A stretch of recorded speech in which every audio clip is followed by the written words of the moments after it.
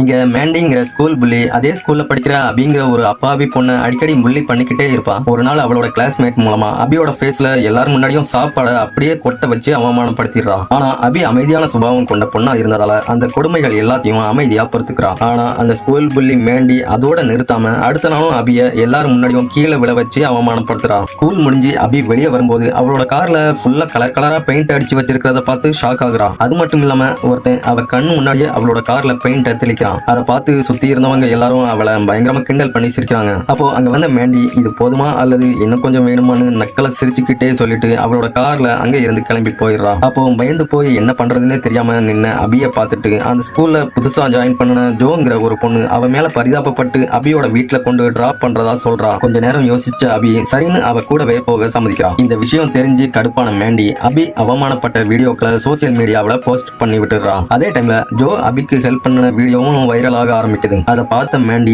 யார் இவ அழகா இருக்கிறான்னு இத்தனை பாய்ஸ் கமெண்ட்ஸ் வேற போட்டிருக்காங்கன்னு ஜோ மேல பொறாமப்பட ஆரம்பிக்கிறான். அடுத்த நாள் ஜோவும் அபியும் ஒன்னா வரத மேண்டி பார்த்துடுறான். அதை பார்த்ததும் அவளோட கோபம் இன்னும் அதிகமாகுது. உடனே அவளோட ஃப்ரெண்ட்ஸ் கூட ஜோவோட வீட்டுக்கு போயிட்டு அவளோட பைக் சீட் கவர்ல சூப்பர் க்ளூவை தடவி விட்டுறான். அடுத்த நாள் ஜோ ஸ்கூலுக்கு வரும்போது அவளோட ஃபேண்ட் சீட்லயே ஒட்டிக்கிட்டதால எலும்ப முடியாம கீழே விழுந்துடுறா. அபி உடனே ஓடி வந்து ஹெல்ப் பண்ண ட்ரை பண்றா. ஆனா அவளாலையும் தூக்க முடியல. இதெல்லாம் பார்த்த மேண்டியும் அவளோட ஃப்ரெண்ட்ஸும் அதை பார்த்து என்ஜாய் பண்ணி சிரிச்சுக்கிட்டு வேணும்னே ஜோவை ப்ரொவோக் பண்றாங்க. ஆனா ஜோ அப்பவும் அதை பெருசா எடுத்துக்காம விட்டுறான். ஆனா மேண்டி அதுலயும் திருப்தி அடையாம அடுத்த நாள் திரும்பவும் ஜோ அப்பாவோட கார் ரிப்பேர் பாக்குற இடத்துக்கு போயிட்டு அங்க இருந்த கஸ்டமர் ஒருத்தரோட கார் பெட்ரோல் டேங்க்ல இன்ஜினை டோட்டலா டேமேஜ் பண்ணக்கூடிய ஒரு லிக்விட யாருக்கும் தெரியாம ஊத்தி விட்டுறான். ஸ்கூல் முடிஞ்சு வீட்டுக்கு வந்ததும் ஜோ அவளோட அப்பா கிட்ட என்னாச்சுன்னு கேட்கும்போது அவரு கஸ்டமர் காரோட என்ஜின் திடீர்னு ரிப்பேர் ஆயிருச்சு, இப்போ கஸ்டமருக்கு பெரிய அமௌண்ட் நஷ்ட ஈடா கொடுக்க வேண்டியது இருக்குதுன்னு ரொம்ப கவலையா சொல்றாரு. ஜோ என்ன பண்றதுன்னு தெரியாம நிற்கும்போது திடீர்னு அங்க கீழே கடந்த பேப்பர் துண்டுகளை கவனிக்கிறா. உடனே இது மேண்டி பண்ணின வேலைதான் புரிஞ்சுக்கிறா. இவ்வளவு நாள் ஜோ கிட்ட மோதினது பத்தாம அவளோட குடும்பத்தையே தொட்டதால